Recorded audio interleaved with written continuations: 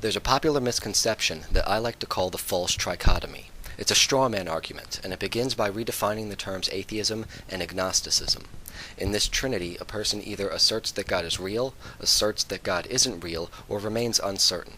If this were true, then atheists would have to prove their assertion that God absolutely does not exist. And since we really can't disprove an immaterial and inconsistently defined entity, I guess the debate ends in a draw, right? Well, not so fast. Now that a draw has been established, based on a straw man definition of atheism, the theist can now throw in whatever nonsensical, self-proclaimed proof of God's existence in a sly attempt to try to steal the win. No matter how weak and pathetic the argument may be, it would still weigh on the side of theism. Therefore, it's more reasonable to conclude that God exists. I don't know why so many people accept this false trichotomy, because opening a dictionary shows that these words don't mean what this argument assumes that they mean. But before we open a dictionary, let's play a game. One of these things is not like the others. One of these things doesn't belong. Can you tell which thing is not like the other by the time I finish this song? The term theism stands out because it doesn't have a prefix. However, the term agnosticism also stands out because it does not contain the same root word. Both answers are acceptable, and in either case it's clear that one of the terms does not belong. So let's play another game called fill in the blank. Atheist is to theist as agnostic is to blank.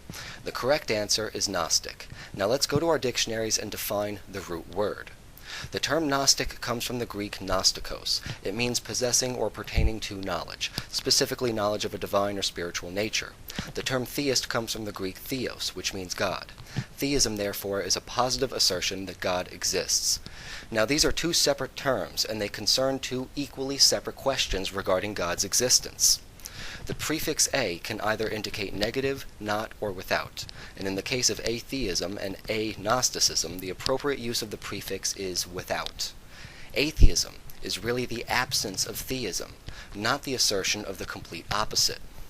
What many apologists have done with this false trichotomy is very clever.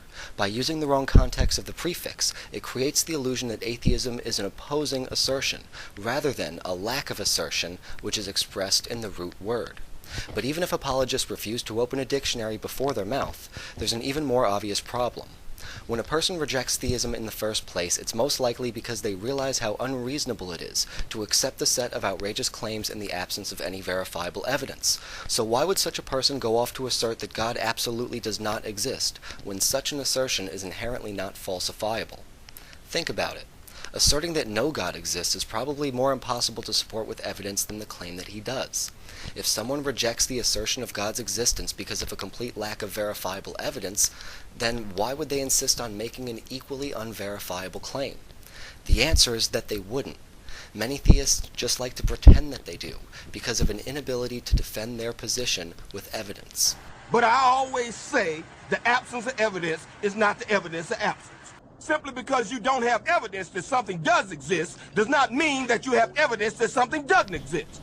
Okay, but that's not a good enough reason to believe in something by itself. After all, it's pretty impossible to provide evidence of absence when the thing in question is an all-powerful, poorly defined superbeing. It's just too easy to move the goalpost in this case, and moving the goalpost is essential when the entity you're trying to prove simply isn't real. After all, you can't disprove Bigfoot. Does that mean that he's real too? I think Bigfoot is blurry. That's the problem. It's not the photographer's fault. The bottom line is that atheism is not the positive belief that God does not exist. That would be anti-theism. And even if atheists were proposing anti-theism, then it would still not change the fact that those asserting theism haven't been able to provide compelling evidence to support their claim.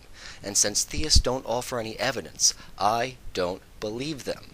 And that's all I need in order to classify myself as an atheist. The reason I don't make an opposing assertion in regards to theism is because I think the whole concept of God is just silly.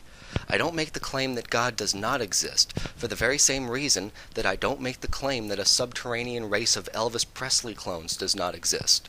Both ideas are just equally ridiculous to me, and they both offer about the same amount of good evidence. One of them is just more popular.